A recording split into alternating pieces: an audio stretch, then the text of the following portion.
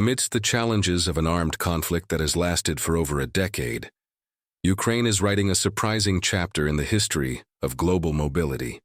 While the world watches the energy transition with cautious expectation, this Eastern European country is recording numbers that defy conventional economic logic.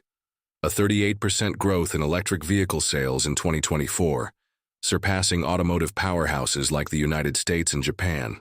The emerging narrative is not just about cars, but about resilience, adaptation, and a vision for the future that persists even under bombardment. The numbers tell part of the story. Every month, more than 4,000 electric vehicles cross Ukrainian borders, transforming streets once dominated by Soviet models into a mosaic of clean technology. In August 2024, a record 7,000 imported units marked the pace of this silent revolution. Meanwhile, in the United States, the world's second-largest automotive market, growth in the electric sector slowed to 7.3% in the same period. The contrast is even more striking when observing Japan, where EV sales fell 33%, revealing cultural resistance to fully electric vehicles in a nation that led the hybrid era. The explanation for this Ukrainian phenomenon lies in a unique combination of economic pragmatism and strategic vision. The exemption from VAT and customs duties for electric vehicles, valid until 2026, created a scenario where a Tesla Model 3 can cost up to 30% less than in Germany.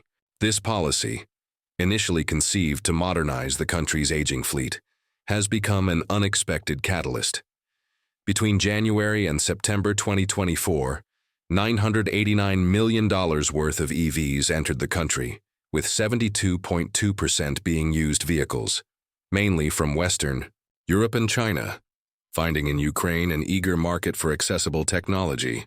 The geography of this electric revolution reveals interesting patterns. The Lviv region, close to the Polish border, leads with 13.5% of imports, followed by Kyiv, 13.1%, and Odessa, 9.3%. These are cities that combine histories of urban resistance with infrastructure under reconstruction, where charging stations sprout amidst the rubble. GoSat, in partnership with the Go2U platform, has already installed ultra-fast chargers in the Lviv, Rivne, and Ivano-Frankivsk regions, while the government plans 120 stations by 2026, many powered by solar panels, a necessity in a country where half of the power plants were destroyed by war. Meanwhile, across the ocean, the North American market faces its own dilemmas. The 1.3 million EVs sold in 2024 represent a worrying slowdown, with Tesla recording a 5.6% drop in sales. Range anxiety, high prices, and fragmented infrastructure create barriers that Ukraine paradoxically seems to be overcoming more quickly. The fundamental difference may lie in the perception of urgency. For Ukrainians, the electric transition is not just about sustainability, but about energy independence and national resilience. The Japanese case adds layers to the global complexity of this transition.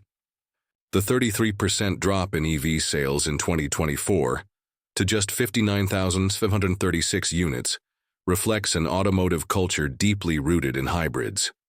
Giants like Toyota and Nissan, which dominated the combustion engine era, now face the dilemma of rethinking strategies in a domestic market that resists abandoning intermediate technologies. Meanwhile, in Ukraine, Chinese models like the BYD Song Plus and Zeekr DS01 are rapidly gaining ground, demonstrating how geopolitical crises can reconfigure commercial alliances.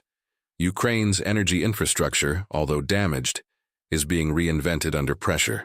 Rolling blackouts, a direct consequence of attacks on power plants, have forced creative solutions. Many EV owners resort to home storage systems and solar panels, creating microgrids that power both their homes and vehicles. This organic adaptation is shaping a decentralized energy ecosystem, where electric cars function not only as a means of transportation, but as mobile storage units in a fragmented electrical system. The impressive numbers hide monumental challenges. The local automotive industry, which before the war produced about 7,000 vehicles a year, now targets opportunities in the EV value chain. The country's lithium reserves, estimated at 500,000 tons, enough for 20 million batteries, are attracting international attention. Prime Minister Denis Shmyhal already talks about transforming the country into a battery production hub, envisioning partnerships with Asian and European giants. However, the current reality still depends almost entirely on imports. In 2024, only 28% of registered EVs were brand new. The comparison with Central and Eastern Europe, CEE, reveals significant regional trends. While Poland projects 30% growth, in 2024, Ukraine maintains a similar pace despite infinitely more complex circumstances. Analysts at Row Motion point out that the entire CEE region should exceed the global average growth of 18%, suggesting that the electric transition is finding fertile ground in emerging economies with old fleets and pressing modernization needs. The immediate future brings both promises and uncertainties. The favorable import policies, essential for current growth, expire in 2026. Experts debate whether the market will be able to maintain its pace without these incentives, especially considering post-war reconstruction plans that will demand massive investments on multiple fronts. In parallel, the global EV industry faces its own inflection point. The drop in battery prices, 30% since 2022, allows for greater accessibility, but fierce competition and trade wars between China, the US, and the EU create unpredictable turbulence. This context, the Ukrainian experience offers valuable lessons. The acceleration of EV adoption demonstrates how targeted fiscal policies can catalyze structural changes even in economies under stress. The adaptation of energy infrastructure under extreme conditions reveals paths for integrating renewables and electric vehicles into fragile networks. On the other hand, dependence on imports raises questions about long-term sustainability and technological sovereignty. As the sun sets over Kyiv, where drones illuminate the night sky more frequently than streetlights, lines of electric cars charge their batteries at solar-powered stations, a scene that encapsulates the paradoxes of this transition. A nation at war leading a peaceful revolution, destroyed infrastructure fueling innovation, geopolitical crises accelerating changes that stable nations are slow to implement.